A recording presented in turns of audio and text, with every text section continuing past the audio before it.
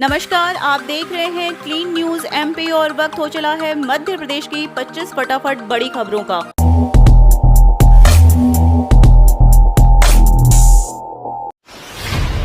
Lockdown में 20,000 ration kit बांटेगी Congress, जिले के मजदूर और गरीब वर्ग की मदद। मध्य प्रदेश के साथ छिंदवाड़ा जिले में भी कोरोना संक्रमण की रोकथाम के लिए लगाए गए लॉकडाउन की वजह से सबसे अधिक मजदूर वर्ग प्रभावित हुआ है। रोजगार नहीं होने के कारण कई लोगों के सामने अब जीवन यापन का संकट आन खड़ा हुआ है। कई लोगों के पास खाने को राशन की पर्याप्त व्यवस्था तक नहीं है। ऐसे जरूरतमंद लोगों की मदद के लिए कांग्रेस ने राशन किट वितरण करने की व्यवस्था की है। इस कड़ी में जिले भर में 20,000 राशन किट का वितरण करने का लक्ष्य तय किया गया है। मध्य प्रदेश की शिवराज सिंह चौहान सरकार ने राष्ट्रीय पेंशन योजना में अपना योगदान 4% बढ़ाया। मध्य प्रदेश सरकार ने राज्य में 2005 के बाद भर्ती अधिकारियों के कर्मचारियों के हित में बड़ा फैसला किया है। राज्य सरकार ने राष्ट्रीय पेंशन योजना में अपना योगदान 4% बढ़ा दिया है। राज्य के वित्त विभाग ने इसके आदेश जारी कर दिए हैं। 2005 के बाद भर्ती अधिकारियों कर्मचारियों के लिए अंशदान पेंशन योजना में जितना अंशदान कर्मचारी जमा करते हैं उतनी ही राशि राज्य एवं केंद्र सरकार भी मिलाती है। केंद्र सरकार 1 अप्रैल 2019 से अंशदान 10 से बढ़ाकर 14% कर चुकी है। पीएम केयर फंड से 10 लाख रुपए की मदद और 5 लाख का स्वास्थ्य बीमा मिलेगा। पढ़ाई का खर्च भी दिया जाएगा। कोरोना के कारण अनाथ हुए बच्चों के लिए केंद्र सरकार ने शनिवार को बड़ा ऐलान किया है। ऐसे बच्चों को पीएम केयर्स फंड से 10 लाख रुपए की मदद दी जाएगी। उनकी पढ़ाई का खर्च भी इसी फंड से उठाया जाएगा। 18 साल की उम्र तक हर महीने की आर्थिक मदद दी जाएगी। इसके अलावा उनकी उम्र 23 साल होने पर भी 10 लाख रुपए की सहायता मिलेगी। प्रधानमंत्री कार्यालय के मुताबिक प्रधानमंत्री नरेंद्र मोदी ने घोषणा की है कि कोरोना के कारण माता पिता या अभिभावक दोनों को खोने वाले सभी बच्चों को पीएम केयर्स फॉर चिल्ड्रन योजना के तहत मदद दी जाएगी। जून के तीसरे हफ्ते से शुरू होंगे बीकॉम, बीए और बीएससी फाइनल ईयर एग्जाम। जुलाई में शेष परीक्षाएं। लंबे इंतजार के बाद आखिरकार इंदौर के देवी अहिल्या विश्वविद्यालय की ओर से उनके आधिकारिक वेबसाइट पर परीक्षा से संबंधित शेड्यूल जारी कर दिया गया है। जारी शेड्यूल के मुताबिक बीकॉम, बीए और बीएससी फाइनल ईयर की परीक्षाएं जून के तीसरे हफ्ते से आयोजित की जाएंगी। ये परीक्षाएं ओपन बुक पैटर्न पर आधारित होंगी। वहीं एमकॉम, एमए और एमएससी फाइनल ईयर एग्जाम भी इसी के साथ लिया जाएगा। मध्य प्रदेश में शैक्षणिक संस्थाओं को चलाने की योजना बनाने हेतु मंत्री समूह का गठन। 29 मई मध्य प्रदेश सरकार ने कोविड-19 महामारी के बीच प्रदेश में स्कूल, कॉलेज और विश्वविद्यालयों जैसी विभिन्न शैक्षणिक संस्थानों को संचालित करने की योजना बनाने के लिए मंत्रियों का एक समूह गठित किया है। प्रदेश के जनसंपर्क विभाग के एक अधिकारी ने बताया कि इस संबंध में शनिवार को प्रदेश के 6 मंत्रियों का समूह गठित करने का आदेश जारी किया गया है। एमपी बोर्ड 12वीं परीक्षा को लेकर जून में इस समय हो सकता है फैसला। प्रदेश में कोरोना संक्रमण दर घटने के साथ 1 तारीख से अनलॉक की प्रक्रिया शुरू होने जा रही है। प्रदेश को धीरे धीरे खोलने की तैयारी है। इस बीच 12वीं की परीक्षा को लेकर जून के पहले सप्ताह में फैसला हो सकता है। परीक्षाएं कब होंगी, इसका फैसला संक्रमण की दर को देखते हुए लिया जाएगा तथा इसमें विद्यार्थियों की सुरक्षा और स्वास्थ्य का पूरा ध्यान रखा जाएगा। स्कूल शिक्षा मंत्री इंदर सिंह परमार इस बात की घोषणा कर चुके हैं। पहले ये बात सामने आ रही थी कि परीक्षा प्रणाली में बदलाव कर इसे ओपन बुक के आधार पर किया जा सकता है, लेकिन बाद में यह साफ कर दिया गया कि परीक्षा पुरानी प्रणाली से ही आयोजित की जाएगी। खाद्यान्न वितरण की हो सकेगी निगरानी। अस्थायी पर्ची के हितग्राही के लिए ओटीपी जारी। प्रधानमंत्री गरीब कल्याण योजना एवं राष्ट्रीय खाद्य सुरक्षा कानून के तहत अस्थायी पात्रता पर्ची से प्रदान किए जाने वाले खाद्यान्न की अब ट्रैकिंग हो सकेगी। पीएम गरीब कल्याण योजना एवं राष्ट्रीय सुरक्षा कानून के तहत योजना से वितरित किए जाने वाले खाद्यान्न सहित व्यक्ति तक सही रूप से पहुंच हो रही है कि नहीं, इसकी निगरानी के लिए देश में पहली बार मध्य प्रदेश राज्य द्वारा अनूठा प्रयोग किया गया है, जिसमें अस्थायी पर्ची के पात्र हितग्राही को ओटीपी जारी किया गया है। इस ओटीपी और पात्रता पर्ची को लेकर हितग्राही उचित मूल्य की दुकान से खाद्यान्न प्राप्त कर सकता है। केंद्र सरकार की आयुष्मान भारत योजना रही विफल। गोल्डन कार्ड वालों को नहीं मिला उनका फल। वैश्विक महामारी के समय केंद्र सरकार द्वारा गरीबों की सहायता के लिए आयुष्मान भारत योजना के तहत इलाज की मुफ्त सुविधा मुहैया कराई गई थी। गरीब तबका वर्ग इस योजना से कोरोना काल में चयनित अस्पतालों में 5 लाख तक का मुफ्त इलाज करवा सकते हैं, लेकिन परिस्थिति कुछ इस तरह प्रकट हुई कि आयुष्मान योजना का लाभ गोल्डन कार्ड धारक नहीं ले सके।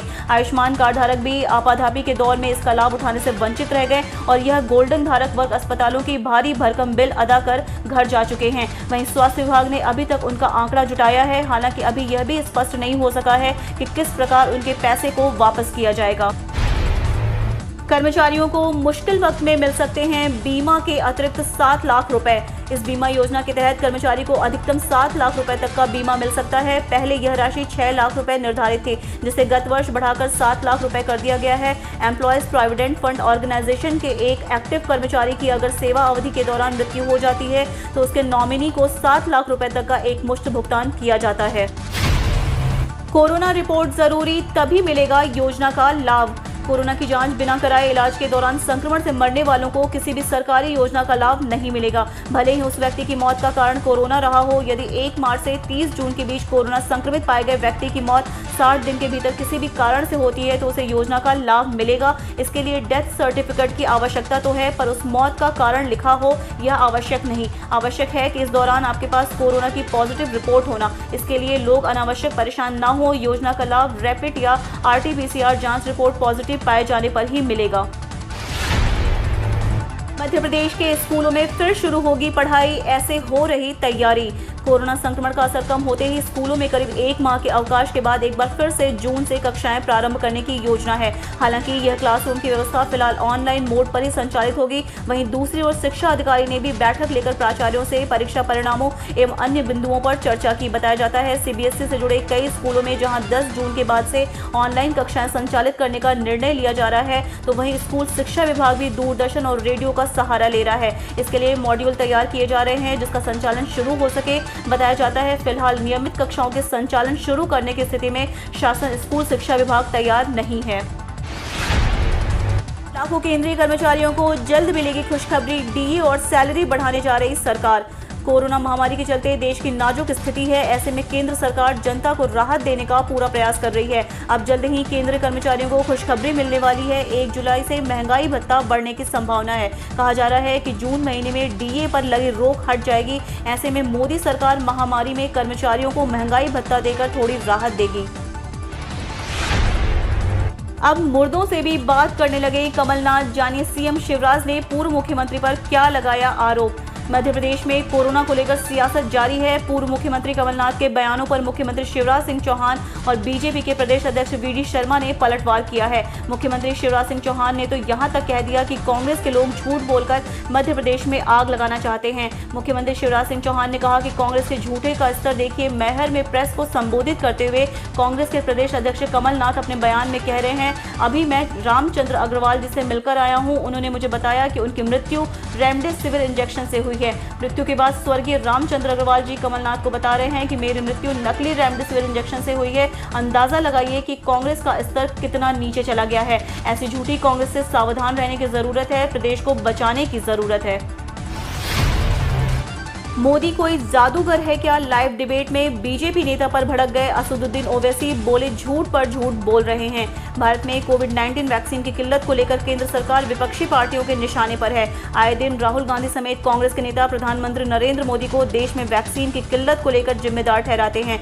AIMIM के प्रमुख असदुद्दीन ओवैसी ने भी नरेंद्र मोदी सरकार को देश में वैक्सीन की किल्लत और कोविड से हो रही मौतों को लेकर कई मौकों पर घेरा है। इन सभी मुद्दों को लेकर आज तक के डिबेट शो हल्ला बोल पर बीजेपी के प्रवक्ता शहनवाज हुसैन और असदुद्दीन ओवैसी के बीच जमकर बहस देखने को मिली। असदुद्दीन ओवैसी ने कहा कि बीजेपी वैक्सीन को लेकर सिर्फ झूठ बोलती आई है। उन्होंने शहनवाज हुसैन से मुखातिब होकर बोला, मैं आपसे एक ही सवाल कर रहा हूं कि आपने जनवरी से वैक्सीनेशन को शुरू किया और आप झूठ पर झूठ बोल रहे हैं। आप लोगों की पूरी पार्टी झूठ पर खड़ी है। आपने अब तक 15 करोड़ 23 लाख जनता को पहला डोज लगाया है और सिर्फ 4 करोड़ लोगों को 2 डोज लगे हैं। मध्य प्रदेश के इन जिलों में येलो अलर्ट जारी, बारिश के साथ गिर सकती है बिजली। प्रदेश का मौसम लगातार बदल रहा है। 9 तपा शुरू होने के चौथे दिन भी पिछले 24 घंटे में मालवा और निमाड़ में आंधी तूफान के साथ बारिश हुई। वहीं मौसम विभाग की माने तो आज भी राज्य के 10 जिलों में गरज चमक के साथ बारिश हो सकती है। मौसम विभाग के अनुमान के मुताबिक इंदौर, भोपाल, उज्जैन, नरसिंहपुर, जबलपुर, छिंदवाड़ा, अशोकनगर, सिवनी, सागर, दमोह, सीधी, रीवा और होशंगाबाद संभागों के जिलों में गरज चमक के साथ बारिश हो सकती है। इनमें से इंदौर, भोपाल, उज्जैन, गुना और अशोकनगर में बिजली गिरने की भी संभावना है। इन जिलों में येलो अलर्ट जारी किया गया है। SBI से कैश निकालने के बदले नियम, अब रोजाना निकाल सकेंगे इतने हजार रुपए। देश के सबसे बड़े सरकारी बैंक SBI ने अपने ग्राहकों को बड़ी राहत दी है। भारतीय स्टेट बैंक ने कोरोना वायरस महामारी की दूसरी लहर के बीच गैर घरेलू शाखाओं में ग्राहकों द्वारा नकद निकासी की सीमा बढ़ा दी है। इसकी जानकारी SBI ने ट्वीट कर दी है। SBI के ट्वीट के मुताबिक एक दिन में खाते से कैश निकालने की सीमा को बढ़ा दिया गया है। अब ग्राहक अपने पास के ब्रांच से खुद जाकर विड्रॉल फॉर्म से एक दिन में 25,000 रुपए तक निकाल सकते हैं। जून से महंगा होगा हवाई किराया, न्यूनतम सीमा को 16% तक बढ़ाने की मंजूरी। केंद्र सरकार ने हवाई यात्रियों को झटका देते हुए 1 जून से हवाई किराए में बढ़ोतरी को मंजूरी दे दी है। 1 जून से घरेलू उड़ान सेवाओं का किराया महंगा हो जाएगा। केंद्र सरकार ने हवाई किराए की न्यूनतम सीमा को 16% तक बढ़ाने की अनुमति दे दी है। मिली जानकारी के मुताबिक हवाई किराए की निचली सीमा में 13 से 16% तक बढ़ाने की अनुमति सरकार की ओर से दी गई है। यह बढ़ोतरी देश भर में 1 जून से लागू होगी। KCC धारकों के लिए रिजर्व बैंक ने की घोषणा। रिजर्व बैंक ने घोषणा की है कि किसान क्रेडिट कार्ड धारक अपने घरेलू खर्चों का भुगतान करने के लिए अपने क्रेडिट कार्ड का उपयोग कर सकते हैं। किसान अपने घरेलू खर्च के लिए लोन राशि का अधिकतम 10% तक इस्तेमाल कर सकते हैं। कोरोना वायरस के चलते लॉकडाउन के दौरान किसानों को राहत देने के लिए यह शुरुआत की गई है। राकेश टिकैत को धमकी देने वाला आरोपी दिल्ली से गिरफ्तार, किसान आंदोलन से था नाखुश। गाजियाबाद की कौशाम्बी थाना पुलिस और साइबर सेल की टीम ने भारतीय किसान यूनियन के राष्ट्रीय प्रवक्ता राकेश टिकैत को धमकी देने वाले आरोपी को दिल्ली से गिरफ्तार किया है। आरोपी मूल रूप से मुजफ्फरनगर का रहने वाला है और वह सॉफ्टवेयर इंजीनियर है। आरोपी किसानों के धरने से नाराज था। आरोपी ने किसी भी पार्टी से संबंध होने से इनकार किया है। सीएम ममता बोली, दुष्प्रचार कर मुझे बदनाम किया जा रहा है। बंगाल की जनता के लिए पीएम के पैर छूने को तैयार हूं। प्रधानमंत्री नरेंद्र मोदी के पश्चिम बंगाल दौरे पर शुरू हुए विवाद को लेकर अब ममता बनर्जी की ओर से प्रतिक्रिया सामने आई है। ममता बनर्जी ने कहा है कि प्रधानमंत्री से बात करने के बाद ही वो दीघा के लिए रवाना हुई थी। साथ ही ममता बनर्जी ने सरकार पर निशाना साधते हुए कहा कि मेरी जीत केंद्र सरकार से हजम नहीं हो रही है। मैं बंगाल की जनता के लिए प्रधानमंत्री के पैर छूने के लिए भी तैयार हूँ। IPL के बाकी मैच UAE में खेले जाएंगे। BCCI की बैठक में लिया फैसला। इंडियन प्रीमियर लीग के फैंस के लिए बड़ी खुशखबरी है। भारतीय क्रिकेट कंट्रोल बोर्ड के विशेष आम सभा में निर्णय लिया गया है कि IPL 2021 के बाकी बचे मैचों का आयोजन संयुक्त अरब अमीरात में किया जाएगा। BCCI के उपाध्यक्ष राजीव शुक्ला ने इसकी जानकारी दी। कोरोना कर्फ्यू के दौरान टल गई सैकड़ों शादियां, अब जून जुलाई में शुभ मुहूर्त में होंगे विवाह। शासन प्रशासन के 1 जून से राजधानी भोपाल को अनलॉक करने की तैयारी कर रही है। यदि शहर अनलॉक होता है तो 1 से 30 जून तक के सीमित मेहमानों की उपस्थिति में शुभ मुहूर्त के दिन विवाह हो सकेंगे। वहीं जुलाई में पड़ने वाले शुभ मुहूर्त में भी शादियां हो सकेंगी। जून व जुलाई के विवाह के शुभ मुहूर्त में कोरोना गाइडलाइन का पालन करके ही लोगों को बेटे बेटियों की शादियां करानी होंगी। अधिकांश शादियां घरों में होंगी। बरकतुल्लाह विश्वविद्यालय की UG अंतिम सेमेस्टर की परीक्षाओं की तारीख घोषित। अनलॉक होने की तैयारियों के बीच बरकतुल्लाह विश्वविद्यालय ने UG अंतिम सेमेस्टर की परीक्षाओं की तारीख घोषित कर दी है। 11 जून से ओपन बुक सिस्टम से बरकतुल्लाह विश्वविद्यालय परीक्षाएं आयोजित कराएगा। परीक्षाओं को लेकर विश्वविद्यालय ने टाइम टेबल जारी किया है। 6 जून तक बंद रहेगा आयकर विभाग का वेब पोर्टल। अगले महीने की शुरुआत में आयकर विभाग करदाताओं के लिए एक नई ई-फाइलिंग वेब पोर्टल पेश करने की तैयारी कर रहा है, जिसका इस्तेमाल ITR दाखिल करने और अन्य कर संबंधी कार्यों के लिए किया जा सकेगा। मौजूदा वेब पोर्टल 1 जून से 6 जून तक बंद रहेगा। विभाग के सिस्टम विंग द्वारा जारी एक आदेश में कहा गया है कि पुराने पोर्टल से नए पोर्टल पर जाने का काम पूरा हो जाएगा और 7 जून तक इसे चालू कर दिया जाएगा। कोरोना संक्रमित 58% मरीज 18 से 44 साल के। 5 जून तक रोज 1500 पॉजिटिव केस आएंगे। MP के स्वास्थ्य विभाग की ताज़ा रिपोर्ट के मुताबिक 24 घंटे में 1640 केस मिले। 22 मई से 28 मई के बीच 18,590 पॉजिटिव केस मिले। अप्रैल के पहले सप्ताह में यह आंकड़ा 18,168 था। पहली रिपोर्ट IIT कानपुर और IIT हैदराबाद की है। इसमें बताया गया कि मध्य प्रदेश में 15 जून तक हर दिन कोरोना के 1500 पॉजिटिव केस आएंगे। वहीं दूसरी report centre for mathematical modelling for infectious disease ने बताया कि आगामी दिनों में नए केसों की संख्या 500 से 1400 तक रहेगी। हम रोज ऐसी ही न्यूज लाते रहेंगे, तो यदि आपने अभी तक क्लीन न्यूज MP को सब्सक्राइब नहीं किया है तो फटाफट सब्सक्राइब कर ले, साथ ही बेल आइकन को दबा दे ताकि कोई अपडेट मिस ना हो।